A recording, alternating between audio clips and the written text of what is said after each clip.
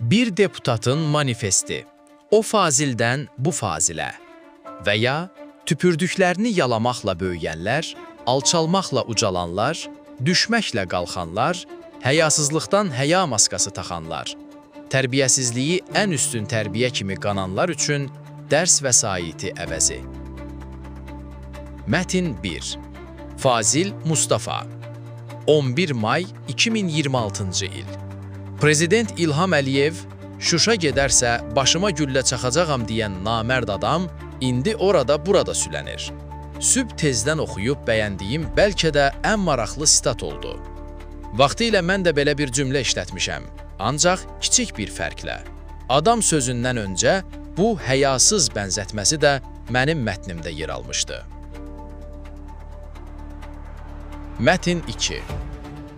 Fazil Mustafa Yeni Müsavat qəzetində 14 oktyabr 2003-cü ildə çap etdirib.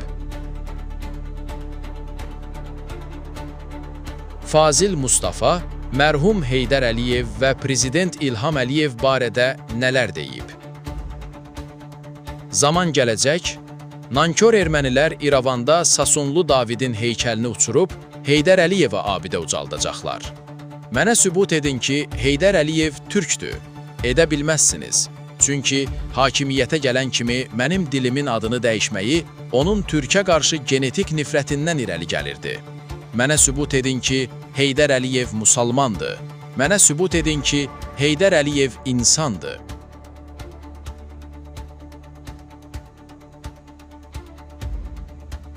Bu seçim başqa seçim olacaq.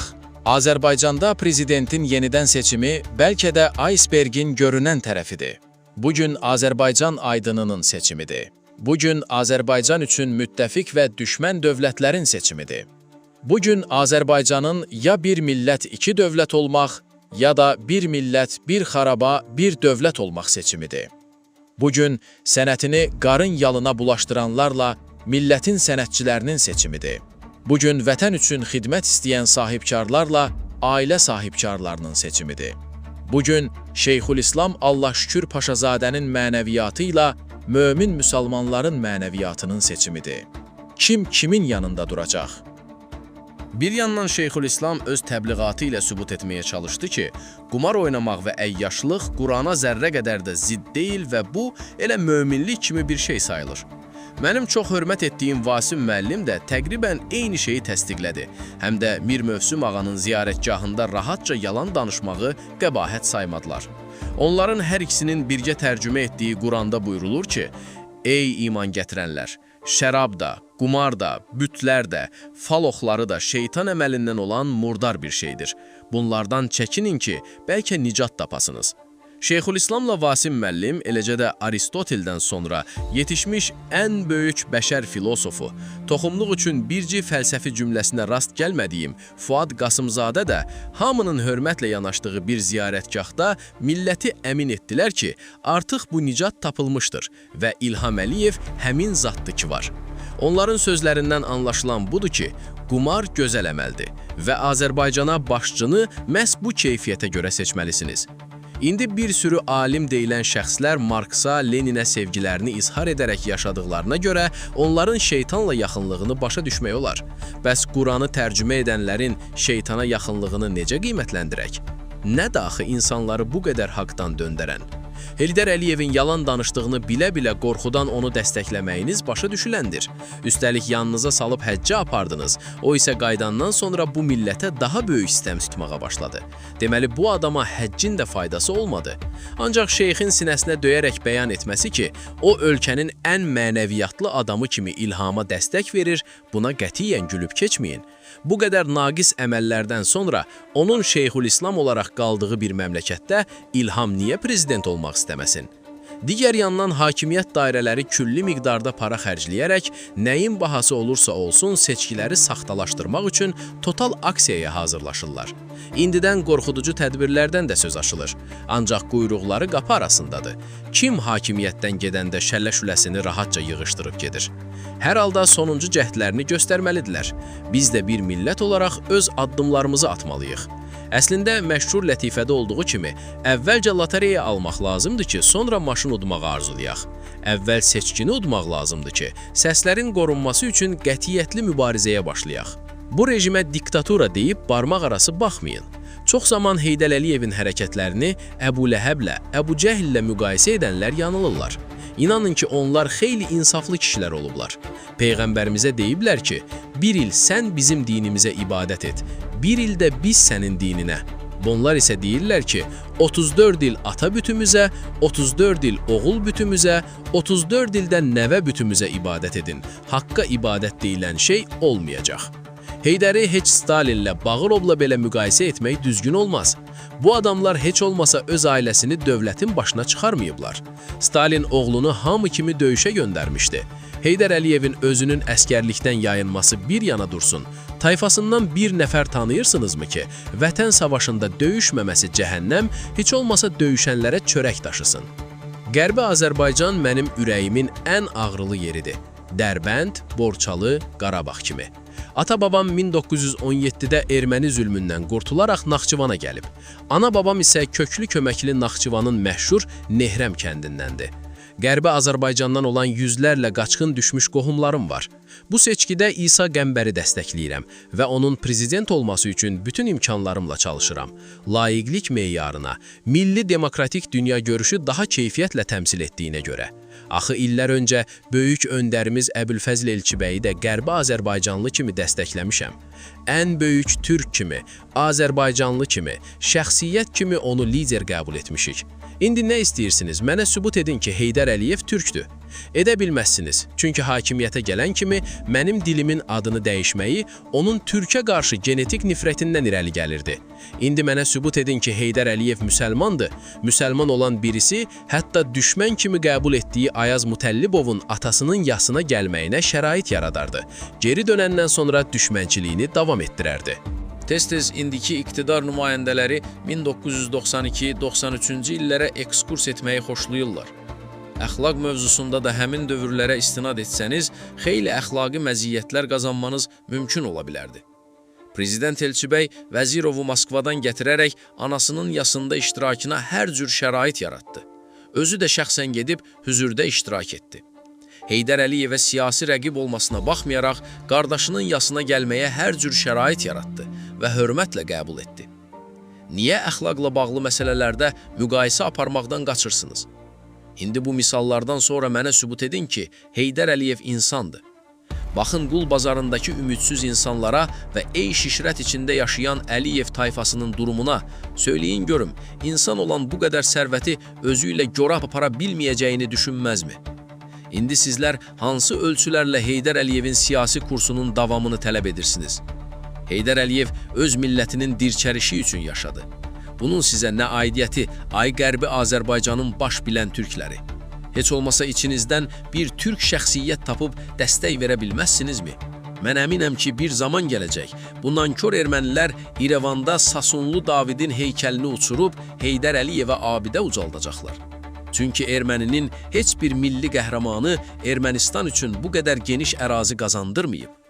Bunu etməsələr, həqiqətən ermənilər nankor millətdir, qədir bilməz və çörək itirəndir. Bunun əvəzinə mənim qəlbi Azərbaycandan olan, fəqət qəlbi Azərbaycanımdan olmayan ziyalı batalyonu, onların sayı 112 olaraq göstərilib, çörəklə bağlı öz mülahizələrini cəmiyyətin diqqətinə çatdırdılar və Heydər Əliyevin çörəyini yemiş hər kəsi oğlunun da çörəyinə ağız sulandırmağa çağırdılar. Xüsusilə də çörəklə bağlı Əhliman Əmiraslanovun iradları daha böyük olmalıdır. Çünki Elçibəy onu vicdanla işləmək, təhsilimizə xidmət etmək üçün Tibb Universitetinə rektor gətirmişdi. O isə rektorluğa çörək yemək məsələsi kimi baxdığına görə Misir Mərdanovla birgə təhsil sistemimizə öldürücü zərbələr vurmaqla ziyalı adını daşımağa nə qədər haqqı çatdığını göstərdi.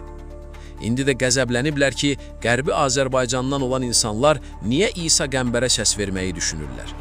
Səs verib verməmək onların müstəsna hüququdur və demokratik düşüncə sahibi olan kimsələr başa düşürlər ki, başqasının da seçiminə hörmətlə yanaşmaq lazımdır.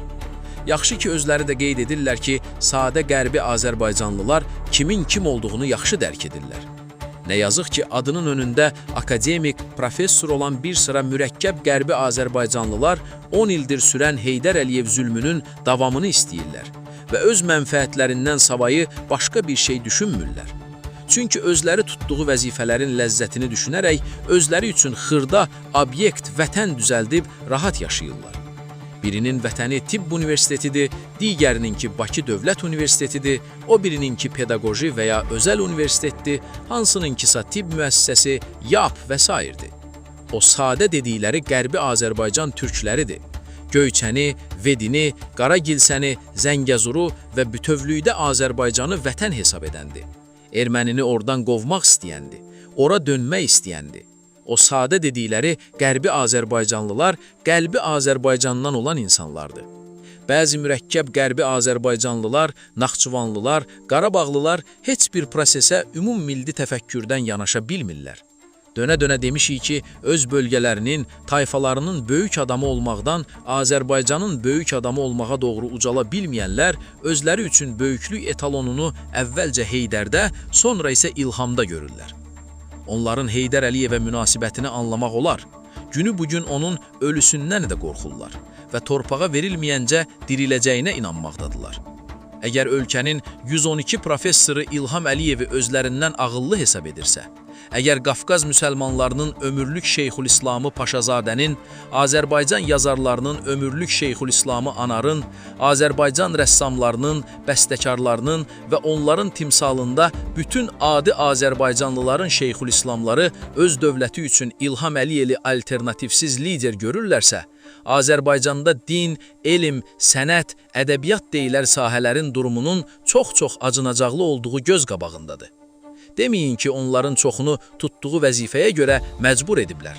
O imza sahibləri içində mənim tanıdığım Məmmədəli Zeynalov obrazı var, o hələ incikə qalar ki, niyə ona 2 dəfə imza attırmayıblar?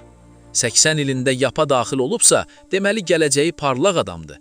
Fəlsəfi biliyi də günü-gündən artmaqdadır. Bir neçə imza sahibi istisna olmaqla qalanları Məmmədəlidən geri qalanlardır. Bunca faciələri yaşamağımızın səbəbini 2 şeydə axtarmaq lazım gəlir. Ədalət və dövlətçilik hissinin zəif olmasında. İndi anlayırsınızmı, nədən Azərbaycan xanlıqları zəif olub, birləşə bilməyib?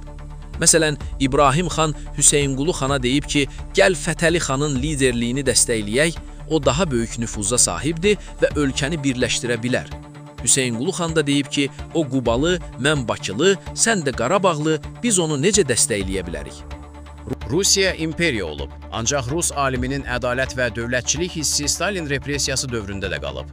Rus akademikləri Xruşşovun akademik seçilməsinə səs verməyəndə, Saxarovun akademikliyini əlindən almaqla razılaşmayanda düşünmürsünüz ki, o zaman da KGB vardı? İndiki Azərbaycanda Heydər Əliyev adlanan KGB yoxdur və olmayacaq. Nəyin qorxusunu yaşayırsınız? İndi fürsət verin, Şərqi Naxçıvanlılar, Şimali Zaqatalılar, Cənubi Lənkəranlılar da bircə-bircə öz sözlərini danışsınlar. Bu mürəkkəb Naxçıvanlılar da Naxçıvanı Azərbaycandan daha böyük göstərmək üçün götürüb yekə bir ensiklopediya buraxıblar. 10 ildir müstəqil Azərbaycan üçün ensiklopediya buraxa bilmirlər, amma Naxçıvana həsr olunmuş geniş bir kitab ərsəyə gətirirlər.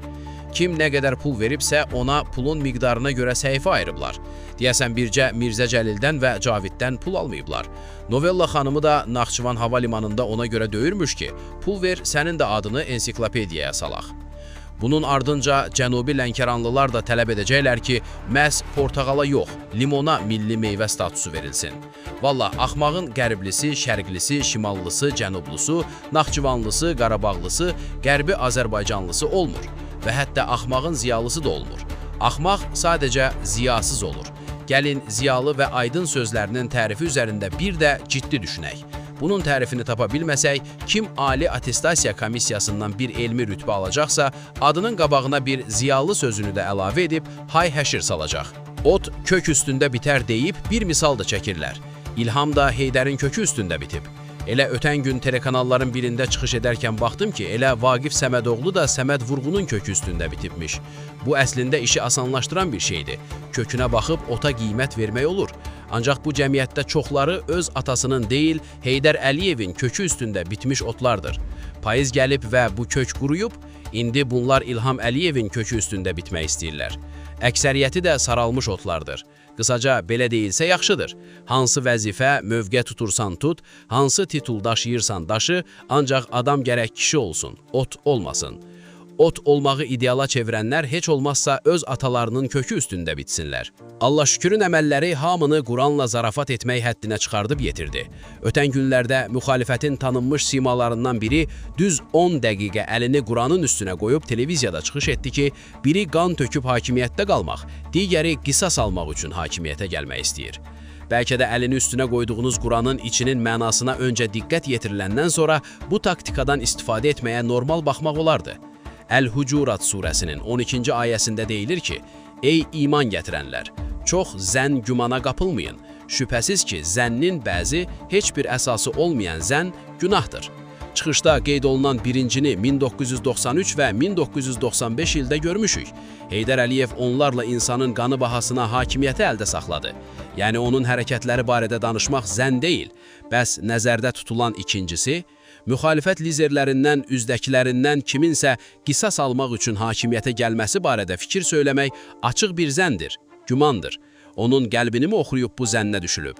O vadə Qurana əl basmadan bunu söyləmək daha təhlükəsiz bir iş olardı. Quranın tələbinə əhəmiyyət vermədən ona isnad etməyin adı nə? Həzrəti Əli də Nəhcül Bəlağədə yazır ki, eşitdim, duydum, batildir, gördüm, haqdır. Əgər eşitmək və duymaqla müəyyən etmişlərsə, məsələn, İsa qəmbər qisas almağa gəlir, o vadə yenə də görmədiyinə görə bunu haqq kimi sırmaq olmaz. Quranın tələblərinə öz həyatında əməl etməyən insanların dar məqamda Qurana istinad etməsi xoş qarşılanası bir şey deyil. Ən azı Heydər Əliyevin Qurana əl basdıqdan sonra törətdiyi əməllərin aqibətinə görə necə əzab-əziyyətlə ölüm prosesi keçdiyi hamıya ibrət olmalıdır. Bildiyim odur ki, bu dava MAP, yəni Milli Azərbaycan Partiyası və YAP, yəni Yezidi Azərbaycan Partiyası arasında gedən və yekunlaşmaqda olan son davadır. Əlbəttə, bunlar rəmzlərdir. Gerçəkdə Milli Azərbaycan Partiyası qalib gəlməlidir. Azərbaycan türkləri öz dövlətinə sahib olmalıdır. Bu gedişat yeni quruluşda, yeni dəyərdə milli bir Azərbaycan dövlətini meydana çıxaracaq. O zaman millət də, vətən də prezidentdən çox-çox uca dəyərlər olacaq. Hələlik isə ən uca dəyər demokratik və ədalətli prezidentdir.